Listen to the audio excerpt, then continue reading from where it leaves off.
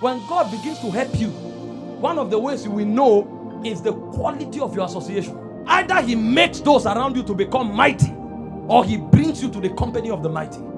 That's why both Gentiles come and kings come. It's a sign that you have risen. Because when you see them come, it means there's brightness coming out of you. They don't care what your face looks like. Gentiles come to your light. Kings come to the brightness of your rising. So when kings come, it's a sign that you are risen. And so one of the ways God will make you fruitful is your relationship. A point comes in your life where even if you are overpowered by warfare, you know more than 5 people that you can call.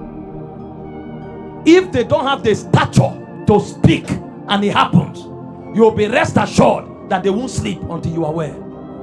You are a fruitful man. They can hold hands and pray even if it's 10 years. They won't give themselves rest until you are delivered. How did Peter come out? He was locked in prison. The man was tired because Herod stretched his hand and slew James. And when he saw that he pleased the Jews, Acts 12, 1-5, he went for Peter. So the opposition was fierce. Peter was tired. While he was in prison, the guy was fed up. He laid down.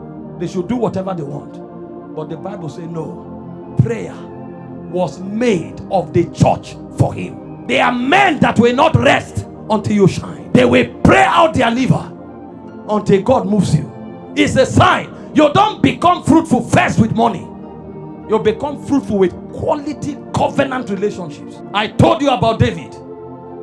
There are certain men that if a fly touch you, everything they have saved for their lives, they can give it up to ransom you. David said, I desire to drink water from the well that is in the sepulchre, that is in the sepulchre of Rachel, that is in the garrison of the Philistine. Why will you desire to drink water from there? What is in that water that you are looking for? You are saying the water is in the garrison. Why will you want to drink there?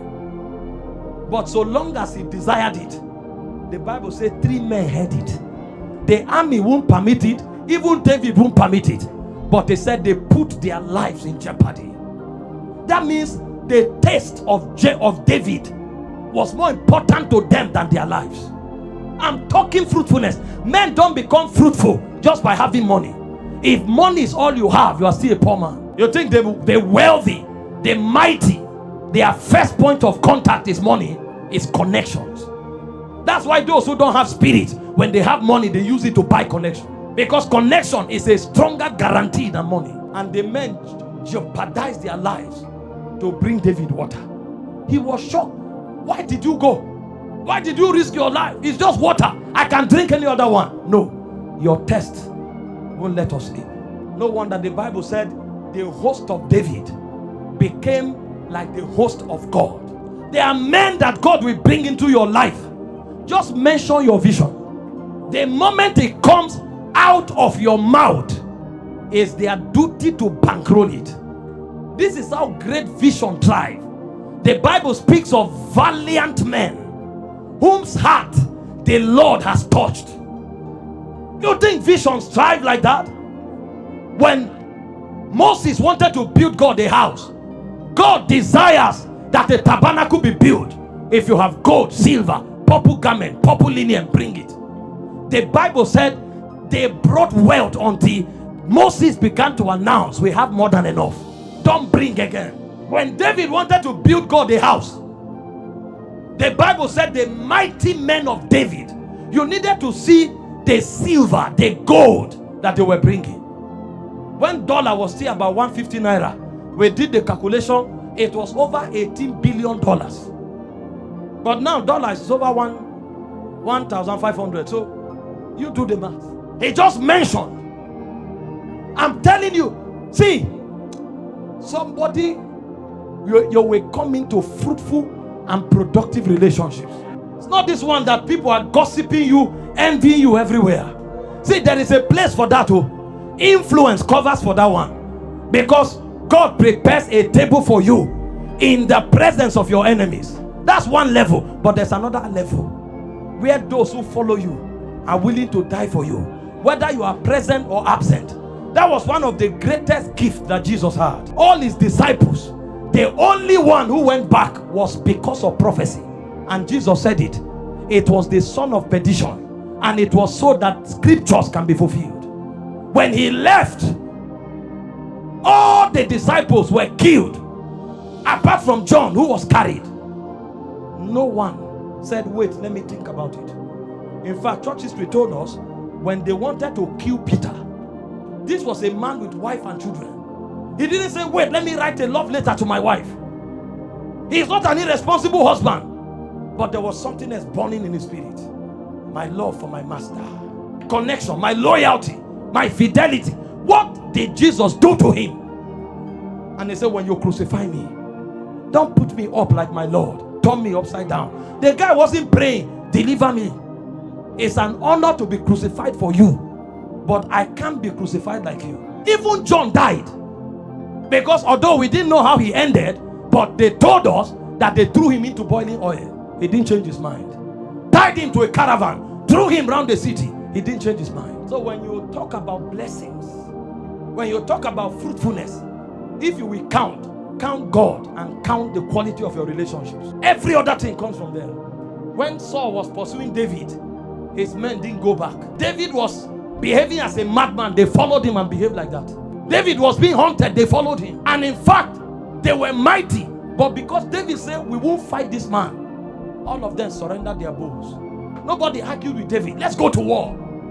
The loyalty was intact. One of those occasions, when David came to tear the skirt of Saul, Abishai said, I will strike once. I won't strike him twice. He won't come alive. Once.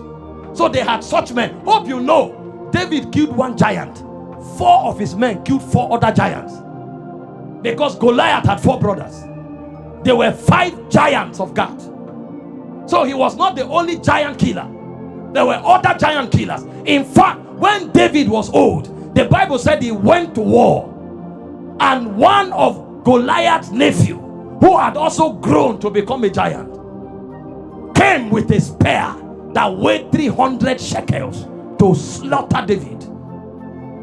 Ishnobob was the name of the giant.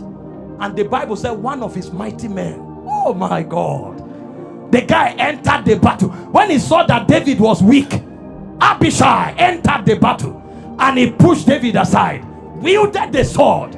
When he slew the giant, he turned to David and said, from today you will not go to battle again, else the light of God in Israel goes out. We will fight your battles. We will fight.